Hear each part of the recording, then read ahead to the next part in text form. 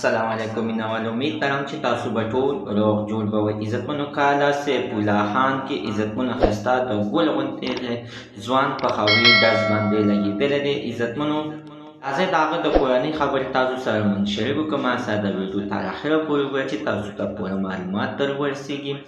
د دې معلومات نه مخکې راولئ زه تاسو ته دا یادګینه وکړم، تاسو خو چېرې زموږ په دې سوپر کلک چینل کې نوي وئ، چینل هم نه وي سبسکرایب کړی، مهرباني وکړئ تاسو زموږ د سوپر کلک چینل د سره سبسکرایب کړئ، خوا کې سره د ټلۍ نشان ووهئ چې هره یوه نوي معلوماتي ویډیو تاسو ته په اسانۍ باندې در ورسېږي.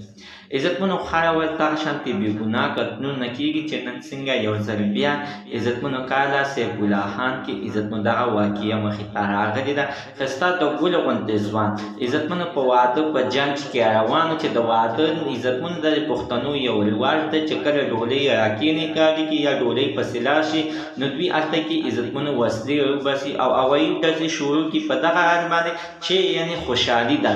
خو مینوال دغه خوشحالي د چا په کور کې غم هم پیدا کولی شي. لږ غوندې دومره سوچ وکړه چې د دې دا مردکې دا ګولۍ کوم خواته ځي، دا به اخر د چا ځي ته ورځي، دا اخر کوم خواته ځي او په کوم ځای کې به غورځېږي.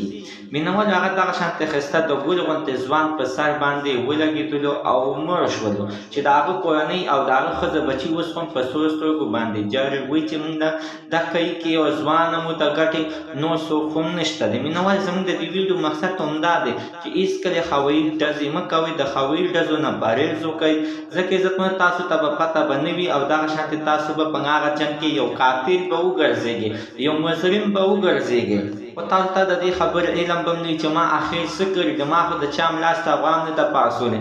خو الله پاک په دغې کې به دې ونیسي چې تا یوه ورځ دغه شانتې هوایي ډز کړی، هغه هوایي ډز باندې یعنې یو کس لګېدلی و او د هغې په بدله کې اوس تا موږ رانیسو. مینوالو د هوایي ډزو نه پرهېز وکړئ. الله تعالی دې دغه کورنۍ ته د زر صبر ورکړي.